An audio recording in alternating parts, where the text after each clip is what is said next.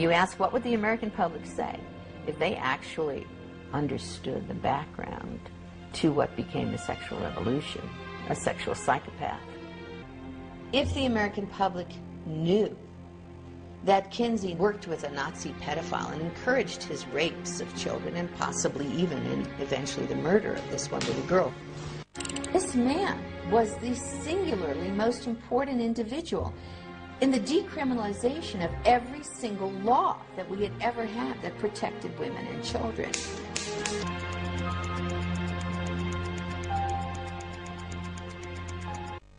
The number of victims of childhood sexual abuse and molestation grows each year. This horrific crime is directly tied to the growth of pornography on the internet. They went on to say that research reveals that 77% of child molesters of boys and 87% of child molesters of girls admitted imitating the sexual behavior they had seen in pornography they had watched. Basically, people that watch porn acted out. And so with the pedophilia, sure, people are going to see it and they're going to act it out. Researchers argue that America's current problem with sexual predators is the fallout from the sexual revolution, a movement said to be inspired by the late Alfred Kinsey and his famous Kinsey reports, first published in 1948. Based upon his fraudulent data, and he was directly involved in those changes. The late Norman Dodd was the director of research for the Reese Committee. In an interview recorded shortly before his death, Dodd stated that part of what the committee had learned was that the objective of the Great Foundations was to remove America from the values on which she was built, and to do so through the education system. Dodd's testimony becomes an important issue when considering the direct impact of Kinsey's research on sex education in America. According to his fellow researchers, the reason for this dramatic difference is because Kinsey manipulated the data, including men from America's prisons, as part of the regular male population.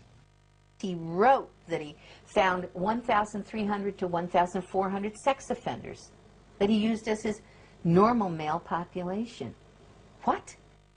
In addition to the convicted sex offenders, Kinsey included regular prisoners who were serving time for other offenses, along with 199 sexual psychopaths, all mixed together as part of the regular male population and presented to the American people as the average American male. In this interview for the documentary titled 1 in 10, listen as Paul Gephardt, who was one of Kinsey's co-authors and a member of his original team, admits to the high percentage of prisoners and their impact on Kinsey's data. With these poorer, lower educational level samples. And when I say poorer, they had, for example, 55% were prison. 55% were prison. Along with bootleggers, gamblers, male prostitutes, ne'er-do-wells, pimps, thieves, and hold-up men. All this according to his own report. Kinsey used similar tactics to redefine the average American female. In fact, prostitutes were a subculture that Kinsey specifically sought out, mixing them in with the regular female population. Kinsey went on to report that an incredible 87% of unmarried women were having abortions, while 25% of married wives were also aborting. It was these high percentages, shocking even by today's standards, that would help to legalize abortion in the years that would follow. Furthermore, should Americans trust information about child sexuality from child molesters who were raping kids? As Dr. Bancroft has admitted, Kinsey's pedophile data directly impacts sex education in America. The specific findings about these children are totally irrelevant to modern sex education. But where did Kinsey get his information? Did it really come from just one man? The allegedly lone pedophile that Bancroft and the Kinsey Institute point to was known as Mr. Green in Kinsey's research. His real name was Rex King, a man who kept written diaries in which he claimed to have molested more than 800 children.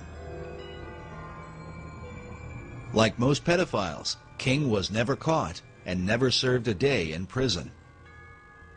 The Kinsey Institute usually presents King as a man who simply kept meticulous records and mysteriously came into contact with Kinsey. Dickinson had collaborated with the pedophile for several years and taught him how to record his child abuse in scientific detail. He told him how to measure things and time things, and encouraged him to, he knew he was going to do his ordinary behavior anyway. Dickinson couldn't have stopped him from being a pedophile. But he said, at least you ought to, do something scientific about it, so it won't be just your jollies, it'll be something worthwhile to science. So he gave him some training by letter and correspondence. Gephardt has also admitted that Mr. Green's child abuse data played an important role in the Kinsey Report's view of child sexuality. Gephardt said, Green contributed a fair amount to our knowledge and medicine's knowledge of sexuality in children. We made our point that children are sexual from birth. A Kinsey biographer who is one of the few people who have been allowed to view Kinsey's private records. Speaking about their practice of keeping files secret, Hardy said, "The Kinsey Institute is nervous people will read the journals. Rex King described having sex with this little girl, this little boy. I think the Kinsey Institute felt right-wing figures would pluck out things. I think they are right to keep them under cover. There are descriptions of King buggering boys nigh on 13 who doesn't enjoy it. I mean, it's quite sort of harsh stuff, some of it." Kinsey's tables 31 through 34. He documented the timed orgasms of children as young as 2 months old, recording their responses down to the 10th of a second. The findings are so extreme that one child, a 4-year-old, is said to have had 26 orgasms within a 24-hour period. For Dr. Reisman, the obvious question was, where did Kinsey get such information? And I looked at those charts and graphs. I can't tell you how long it took me to try to process what I was seeing. I said, this is the torture of children. At the base of Table 31, Kinsey tells us that the data is based on actual observation of 317 males. Then on page 177 of the male volume, Kinsey writes, "Orgasm is in our records for a female babe of 4 months." We should say that you are the author of The Homosexual Matrix, a book which got quite a positive response from... I want to agree with Reisman on one point. I think we really ought to talk about the child stuff before we mix in the Right, well, make your point, homosexual stuff. We really shouldn't go too fast there. We want to savor that because it is wonderful. It's so delicious what she says. I want to draw you a picture of the image. The image is that the world-famous sex researchers, or Dr. Kinsey alone, it's not quite clear, are in a room, and they hover over a young child, less than a year old, and with their fingers or a feather, that's not quite clear, they tickle the genitalia and bring this kid to orgasm, who is screaming and hollering and possibly held down by chains. And drugged. It's all too glorious. Well, make your point. I hope that you don't... you're being sarcastic, but I want to make sure... I didn't mean to be sarcastic. You're saying this isn't true, that Dr. Kinsey or his colleagues did not... This is the man who was with me on Donahue saying, you got to stay with this. It's delicious what she says about what they were doing to the children. Dr. Reisman refused to go on Donahue unless he would agree to show Kinsey's tables, where the child sex abuse data is presented. Despite knowing about these tables, Donahue repeatedly insisted that no proof existed of child abuse in Kinsey's research. Nevertheless, he did show the data to his audience. Well, we're going to show. There. Now, right, what is the point? You What is tell your me point? what is the point. 5 months old. What is it? I can hardly read it. What's next to that? Number of orgasms. Oh, number of orgasms, 3. Go down to the 4-year-old. You see the 4-year-old there? 17, yeah. There, bottom one. Yes. 4-year-old, 26 orgasms in 24 hours. Tell me, Phil. Tell me, Phil. Does a baby sleep? Tell me, Phil. Tell me, Phil. Does a baby sleep? Tell me if this is scientific. A baby sleeps for 8 hours? And You you tell can't me get how you get 26 orgasms for 24 hours. We've got to be able to get a word in edgewise. Just a minute, just a minute. Sounds like a guest for the Donahue show. And you know what Gebhardt said to me? You know what Dr. Gebhardt What'd he say? He wrote me a letter, which I wish you had up there too, in which he said that oral and manual techniques were used on the children. Now, Phil, I'm going to say that once more. I'm going to say that once more. And if I'm wrong, let them sue me. He said oral and manual techniques were used on those children. The letter that Dr. Reisman refers to was written by Paul Gebhardt on March 11, 1981, in which he attempted to explain where the child sexual data came from. In this letter, he admits that multiple pedophiles were used in collecting information for the Kinsey reports. Gebhardt writes, "Since sexual experimentation with human infants and children is illegal, we have had to depend upon other sources. Some of these were parents. A few were nursery school owners or teachers. Others were homosexual males interested in older but still prepubertal children. One was a man who had numerous sexual contacts with male and female infants and children, and being of a scientific bent, kept detailed records of each encounter." To that. She's talking about data that came from pedophiles, that he would listen to only pedophiles who were very careful, used stopwatches, knew how to record their things, did careful surveys, and these she resents very much, but they're very So important. he interviewed people who were known criminals. I assume, were they in prison at the time? Oh, certainly not, but they were, in her sense, criminals because they were pedophiles, but they were trained Oh, in her trained sense, they were observers. criminals because they were pedophiles. They They're were raping trained children and they're not observers. criminals. You're going to defend Nobody that. was raping children. What they were What do you doing... call sexually, manually, and orally abusing a baby, and you're a bloody pedophile?